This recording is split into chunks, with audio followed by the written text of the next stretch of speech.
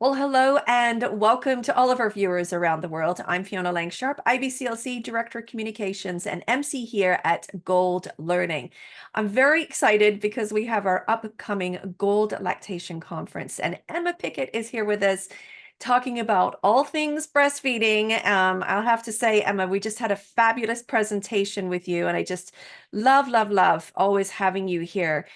This time you are talking about beyond the 6 months. And, this is an area which I really think is so underserved in our area. And as I was listening to you, you just proved that to be true and real because you spend a lot of time working with families, parents, mothers, babies in this particular time, and you really have taken a deep dive into it. So I wanted to get into some of this topic today, but give me a quick catch up of where you are in the world. I want folks to know there's so many things that you're actually giving back to the community as well as working. Tell me about some of the high level things that you're doing.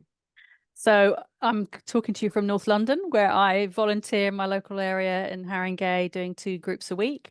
I'm focusing a lot on ending breastfeeding, weirdly. I know that might seem a little unusual for a lactation consultant, but I think if we don't get that right, we're going to have some mental health wobbles, and we're going to have some Mm, families struggling with their relationships with their little people. And potentially, if we really don't get it right, people not wanting to breastfeed beyond infancy the next time round. So I'm doing a lot. I've just published a book that came out very recently about transitioning from breastfeeding and making sure we support parents to do that.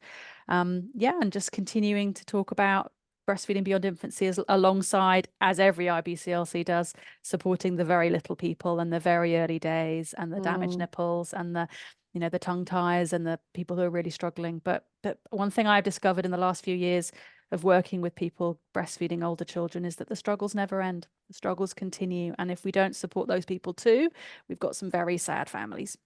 Yeah, absolutely. And I think, listening to your presentation, it really reminded me of really the gap, the professional gap that we have for parents. We're so focused as professionals, and I'll say this out loud, sometimes in that acute period, resolving problems, the first few weeks, often that's when we get, when we're called upon as professionals. Perhaps it's, in fact, that's what our job is. We're healthcare visitors, workers, nurses in that area.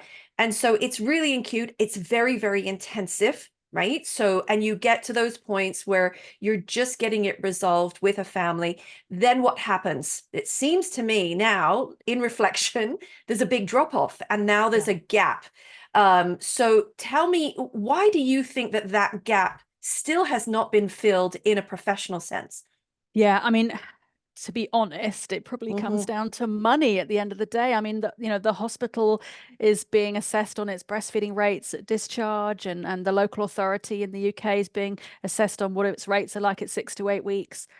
Nobody cares who's breastfeeding at 6 months. Mm, No one cares who's breastfeeding at 12 months. Some countries, in the West aren't even counting. I mean, in the UK, we don't even have figures for 12 months of breastfeeding. yes. If you're a mother and you're struggling with a nursing strike at 10 months, most people are going to say, "Oh, sorry, love, but you're not my priority for state funding. You're not my priority for hospital staffing. We've got other Hmm. things to worry about." It comes to that thing about, what's urgent and important. Do you remember that Yes. grid that we all taught where there are the urgent and important things get the first priority, and that is little tiny people learning to Yeah. breastfeed.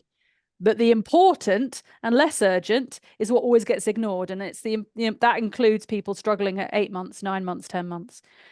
So often it is just about funding. I think sometimes there is also the fact that people who are in lactation professions don't necessarily themselves have a lot of experience about older Hmm. breastfeeding children. They may not know how to support someone who's pregnant and breastfeeding a 3-year-old, and naturally will feel a bit wobbly themselves and end up Hmm. sort of signposting them to social media or peer support. So it's a combination of factors, really. Yeah, absolutely. So now we've established that there is a gap. We know that there is one. Let's talk about some of the other things that, can come up. Particularly, I was really keen to hear you talk about PIMS, or perceived insufficient milk supply.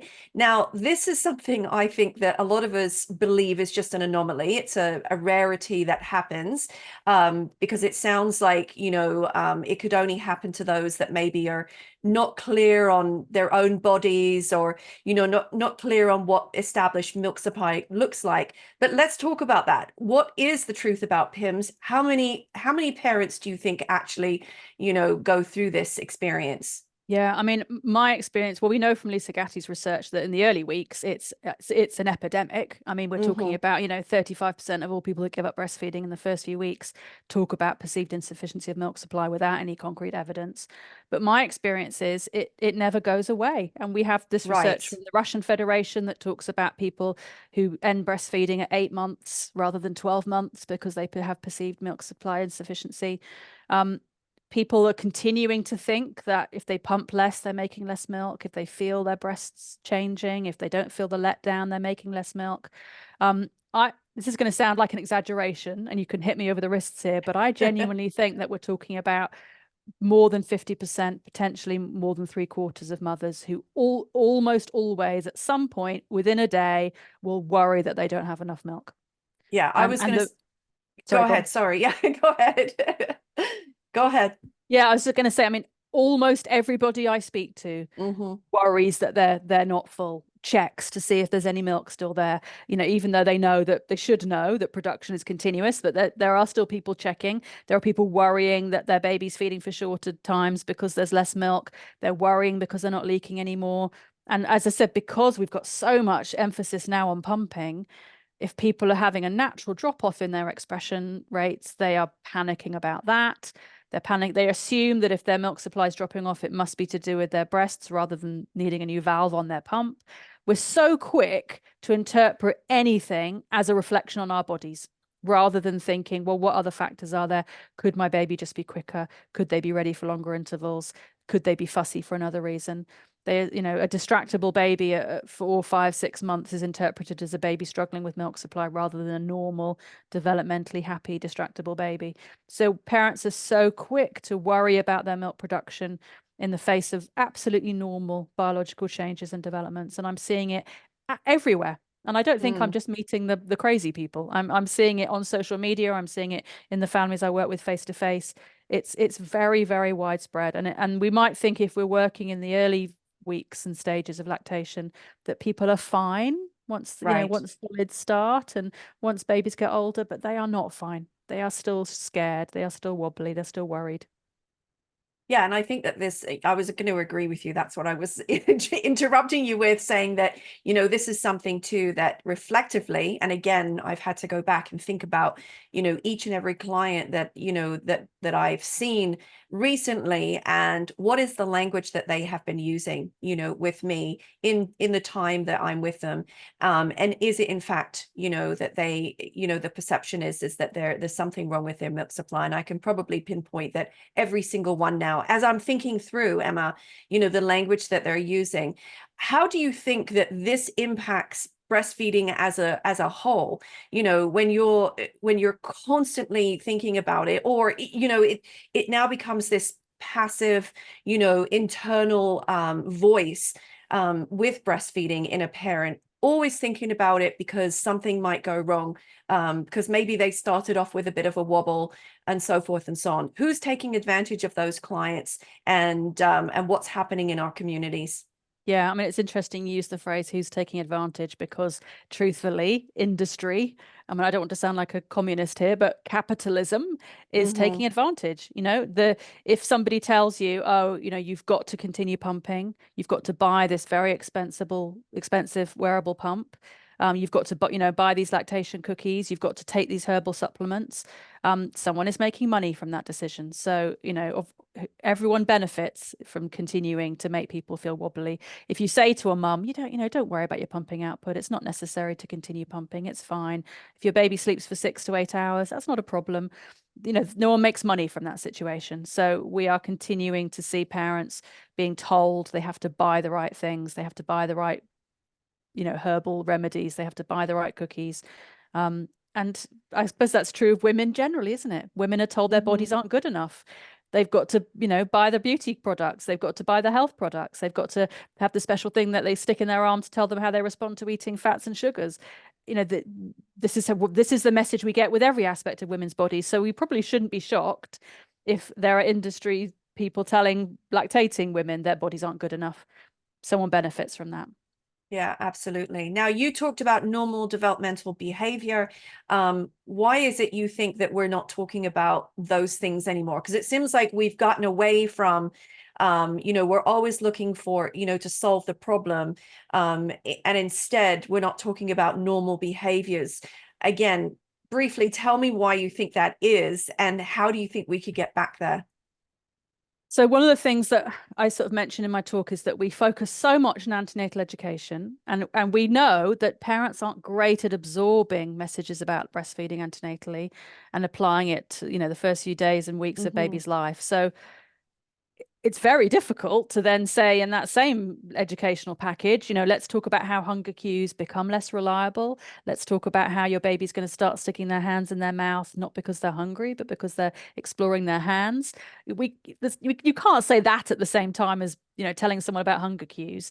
So I think we probably need another download of information somewhere around the sort of 10 to 12 week mark, where we Hmm. start to explain to parents about distractibility. We talk to them about feeds getting quicker.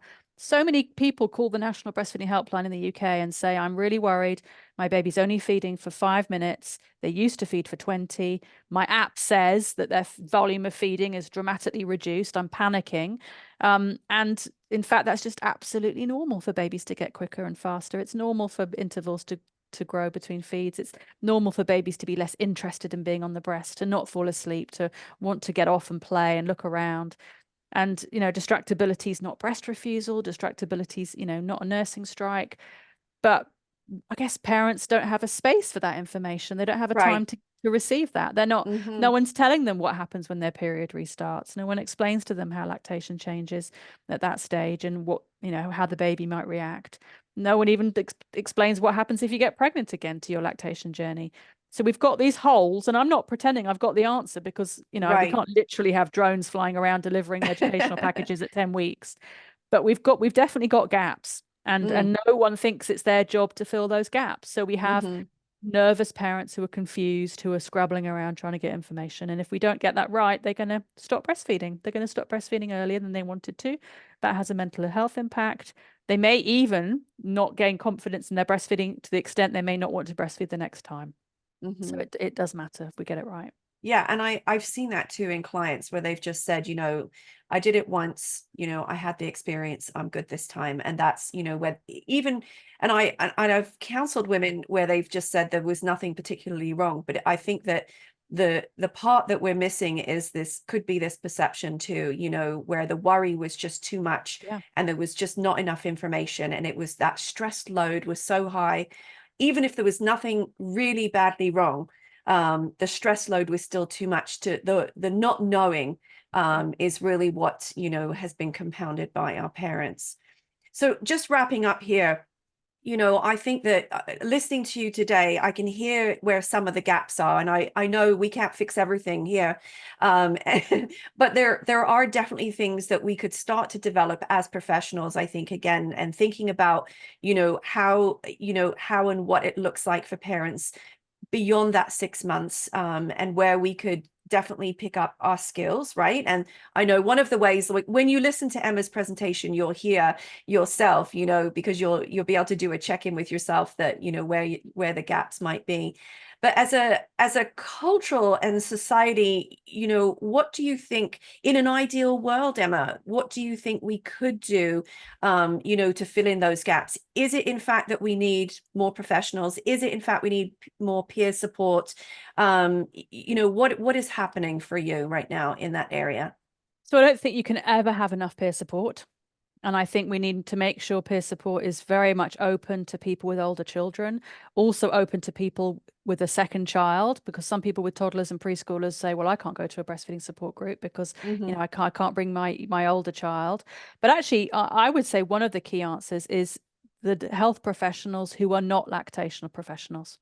So we need the family doctors when they're having a conversation around hormonal contraception to check in about other aspects of breastfeeding and to understand the implications of hormonal contraception. We need the midwives who maybe never talk about breastfeeding beyond the first couple of months to know about tandem feeding and to be able to answer questions about that. We need everybody else, not just the IBCLCs who are going to be motivated and lots of them breastfed themselves beyond infancy. We need everybody else. We need the pediatricians in hospitals. We need the nurses who work on the pediatric wards that bump into the child who's, fallen off their bicycle and might be still breastfeeding at 4 years old. It's the other health professionals that I think we can really get into this conversation, and that will change a culture when there is more wider education for everybody. Yeah, absolutely. I couldn't agree more. So here's the task. It sounds like we need to do more collaborative work ourselves. If we know and understand that the gaps are there, then, the responsibility then lies back to us on how we can then support the community to move forward and get that information into the hands of the professionals that need it. Thank you so much, Emma Pickett. Once again, really appreciate you being with us here today and for that fabulous presentation. For all of you who are waiting to hear what it's all about, of course, Emma will be here. She's talking about supporting milk production beyond the first 6 months. And she will be here as part of our Gold Lactation 2024. Thank you again, Emma. It's been a delight hosting you again today, and I look forward to chatting with you very soon. Bye-bye for now, everyone. Bye.